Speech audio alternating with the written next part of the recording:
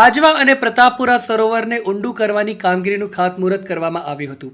આ કામગીરીથી સરોવરની સંગ્રહ શક્તિ વધશે અને પૂરતું જોખમ ઓછું થશે. વડોદરા પાલિકા દ્વારા આજવા સરોવર અને પ્રતાપપુરા સરોવરને ઊંડું કરવાની કામગીરીનું ખાતમુહૂર્ત કરવામાં આવ્યું હતું. શહેરમાં પૂરની સ્થિતિનું પુનઃનિર્માણ ન થાય અને સરોવરની સંગ્રહ શક્તિ વધે તે હેતુસર આ આયોજન કરવામાં આવ્યું છે. આ કામગીરી માટે સ્વૈચ્છિક સંસ્થાઓ સ્વખર્ચે ઊંડું કરવાની કામગીરી પોતાની મશીનરી સાથે હાથ ધરશે. વડોદરાના મેયર પિંકીબેન સોની, ડેપ્યુટી મેયર ચિરાગ બારોટ, પાલિકાના સ્થાયી સમિતિના અધ્યક્ષ ડોક્ટર શીતલ મિસ્ત્રી, મ્યુનિસિપલ કમિશનર દિલીપ રાણા, પાલિકાના શાસક પક્ષના નેતા મનોજ પટેલ, દંડક શૈલેષ પાટીલ તથા કોર્પોરેટરો અને અધિકારીઓ ખાતમુહૂર્તમાં જોડાયા હતા. વિશ્વામિત્રી અને સૂર્યા નદી અનુક્રમે પ્રતાપપુરા અને આજવા સરોવરમાંથી નીકળી અને વડોદરામાં વહે છે. એટલે આ બંને સરોવરની હોલ્ડિંગ કેપેસિટી, એબ્સોર્પ્શન કેપેસિટી વધે એ ઈચ્છનીય છે. જેનાથી હાલોલ અને પાવાગઢમાંથી જે પાણી આવે એ વધારે પાણીનો અહીંયા સંગ્રહ થાય. વધારે પાણીનો સંગ્રહ થાય તો ઓછું પાણી આગળ છોડવું પડે. જોડે જોડે વધારે પાણી સંગ્રહ થાય તો એના તળ ઊંચા આવે અને સરફેસ વોટર, આ પોન્ડનું પણ સરફેસ વોટર વધે.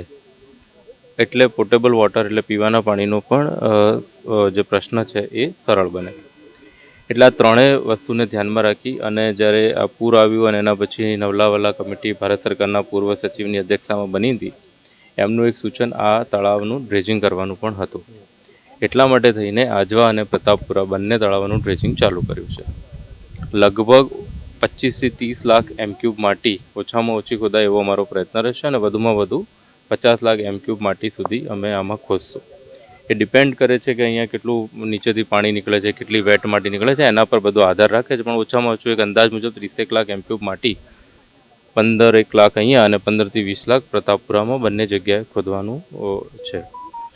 જે આનાથી જે પોન્ડનું નિર્માણ થશે એના થકી લગભગ 3 MCM જેટલું પાણી વધારાનું અહીંયા સ્ટોર કરી શકશું અને એના કારણે એટલું પાણી ઓછું જશે અને વધારે પાણીનો સંગ્રહ થશે.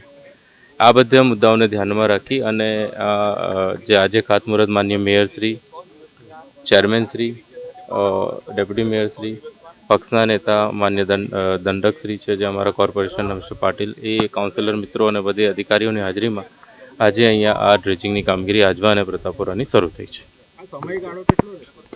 આ સમયગાળો 100 દિવસમાં અમે કરશું. એટલે લગભગ આજે ચાલુ કર્યું છે એટલે 10-12 જૂન સુધી અમે જ્યાં સુધી વરસાદ ના આવે ત્યાં સુધી કરશું. પણ પૂરો માર્ચ, એપ્રિલ અને મે મહિનામાં આ કામગીરી થશે.